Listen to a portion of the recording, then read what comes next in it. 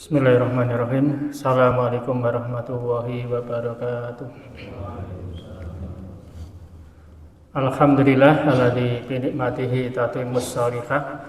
Allahumma shalli wa sallim wa barik wa an'im ala nabiyyina Muhammadin sallallahu alaihi wasallam.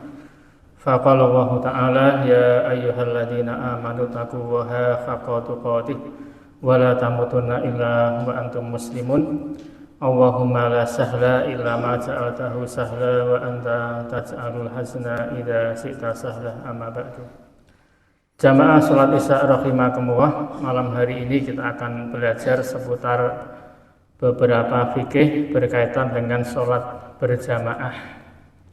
Yang pertama adalah salat berjamaah memiliki satu fadilah yang luar biasa, disebutkan dalam banyak hadis.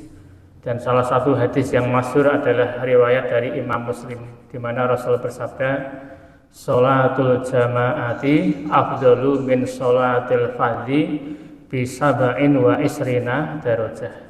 Salat berjamaah lebih afdal dibandingkan salat sendirian 27 derajat. Andaikan salat berjamaah ini hanya 2 derajat lebih baik dari salat sendirian, itu pun sudah luar biasa. Tetapi ternyata Allah memberikan bukan hanya 2 derajat, 3 derajat, tapi sampai 27 derajat. Hanya saja ketika pelaksanaan sholat berjamaah ada beberapa hal yang perlu kita pahami, ada beberapa hukum fikih yang mungkin nanti bisa kita amalkan ketika menjumpai beberapa kondisi atau keadaan tertentu.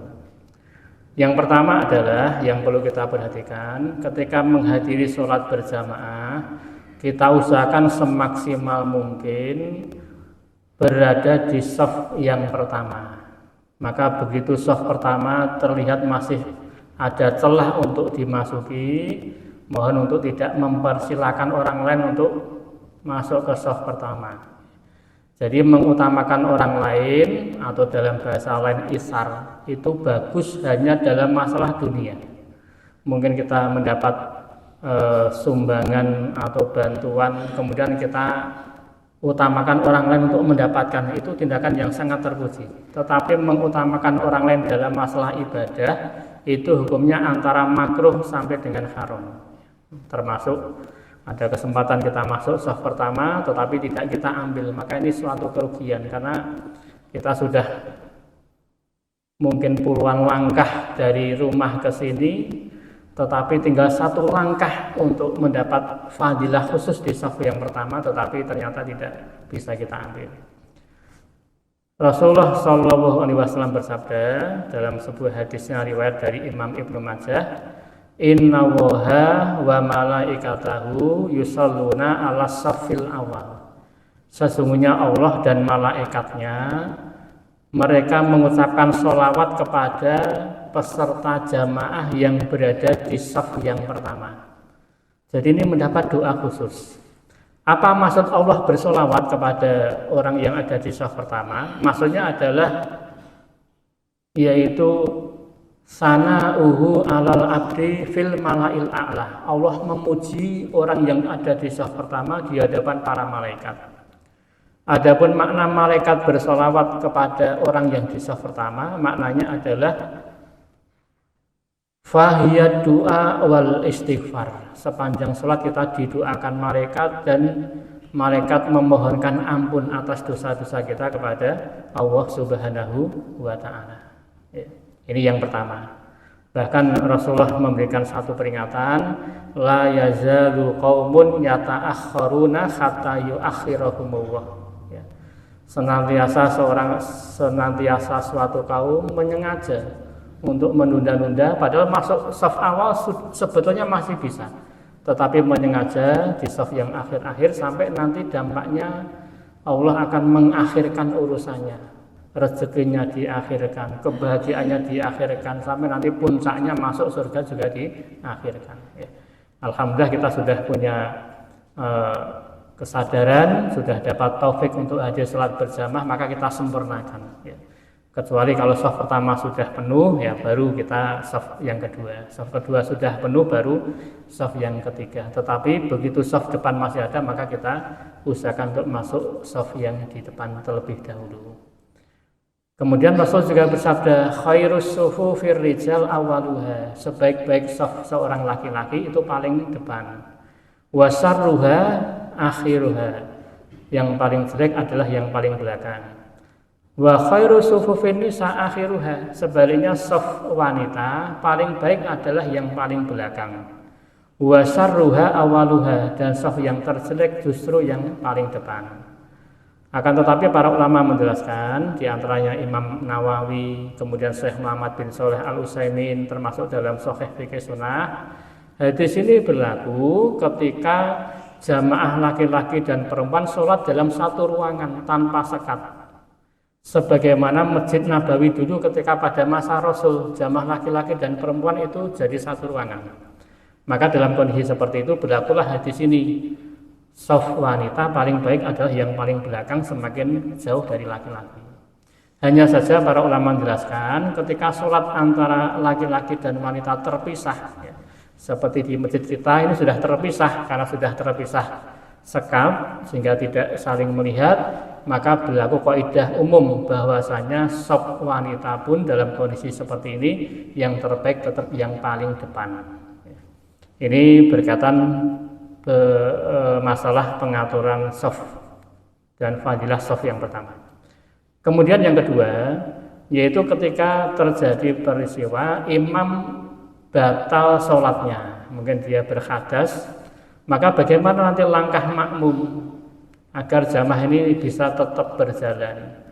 Kalau imam batal di tengah sholat, maka ada 4 opsi, 4 pilihan, dan semuanya pasti ada dalilnya. Opsi yang pertama adalah imam langsung menunjuk penggantinya. Jadi milih mungkin yang belakang imam langsung, atau sebelah kiri atau sebelah kanan ditunjuk. Mungkin dengan isyarat, mungkin dengan perkataan, ya, atau mungkin dengan menarik tangannya sedikit sehingga sudah jelas pengganti imam. Ya. Ini dulu pernah diamalkan oleh Umar bin Khattab ketika beliau sholat subuh jadi imam. Kemudian ditusuk oleh salah seorang majusi, Abu Lu'lu'ah al-Majusi, beliau ambruk, tapi masih sempat untuk memberikan perintah kepada Abdurrahman bin Auf untuk menggantikan beliau jadi imam. Dan ini opsi yang terbaik. Jadi imam langsung menunjuk penggantinya, namanya istikhlaf.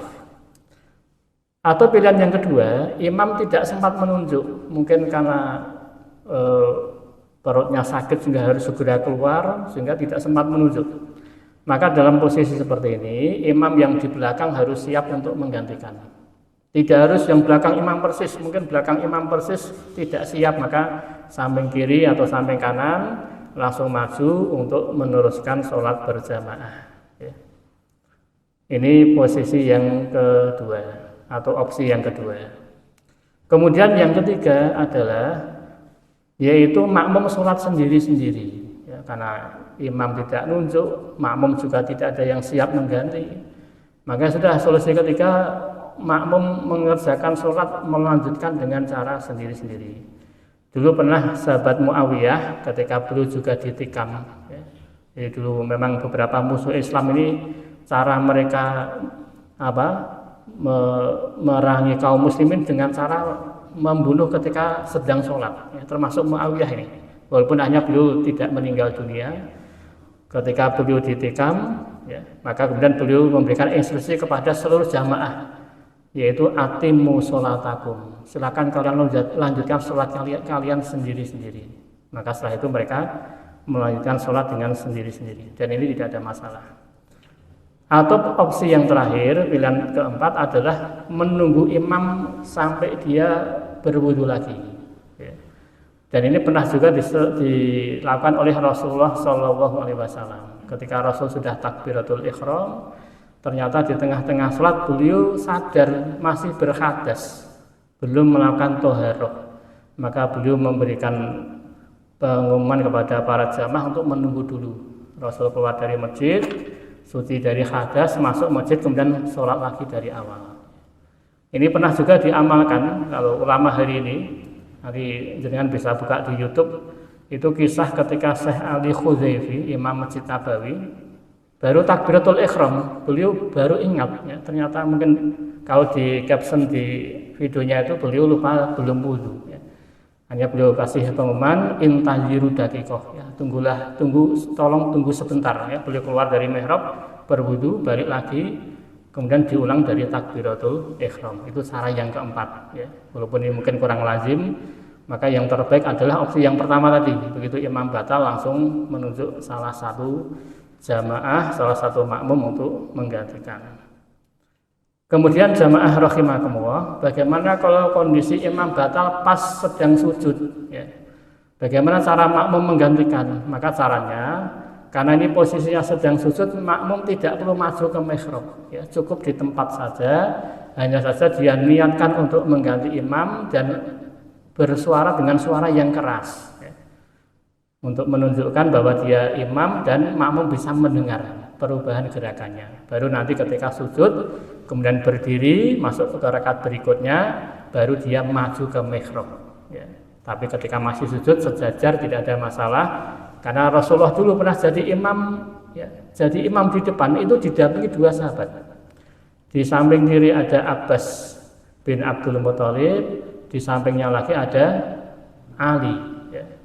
Dua-duanya mendampingi Rasul ketika jadi imam. Jadi ceritanya Rasul sedang sakit, ya, dan para sahabat mengkhawatirkan kondisi fisik beliau, tetap jadi imam tetapi didampingi. Ya. Dalam kondisi tertentu yang seperti ini dibolehkan. Kemudian yang berikutnya berkaitan dengan masih sholat berjamaah, bagaimana kalau makmum ada yang batal? Misalnya makmum di shaf yang pertama batal. Ada dua pilihan. Pilihan pertama, ini kondisi makmum yang batal kan kosong. Maka pilihan pertama, makmum di sampingnya bergeser, sampingnya geser-geser lagi. Ya.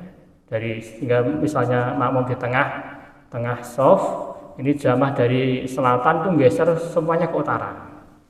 Atau pilihan yang kedua, tempat yang kosong tadi langsung diisi oleh makmum di shaf yang kedua. Shaf kedua langsung maju. Maka yang afdal adalah opsi yang kedua. Makmum yang tadi di shaf yang kedua langsung maju nutupi celah yang kosong. Kenapa kok lebih afdal? Karena nanti kalau caranya kita pilih nomor satu, samping kiri geser lagi, terlalu banyak gerakan, ya, terlalu banyak gerakan. Maka kalau yang belakang langsung maju sudah cukup diselesaikan oleh satu orang. Apalagi ya shaf kedua begitu maju, dia mendapat tambahan fadilah, tambahan ganjaran karena dia menempati shaf yang lebih awal. Kemudian masih berkaitan dengan sholat berjamaah, untuk makmum yang masbuk disunahkan begitu masuk ke sholat jamaah langsung mengikuti gerakan imam, apapun gerakan imamnya. Tentunya takbiratul ihram terlebih dahulu. Ya, takbiratul ihram, berdiri tegak. Kalau misalnya imam sedang sujud, maka disunahkan langsung ikut ke gerakan sujud. Kadang-kala karena merasa nanggung, toh sebentar lagi akan berdiri, tunggu sambil berdiri. Tetapi yang afdol dan sesuai sunnah adalah langsung mengikuti imam. Apa hikmahnya? Hikmah pertama, inilah sunnah Rasul, karena imam itu diangkat untuk diikuti.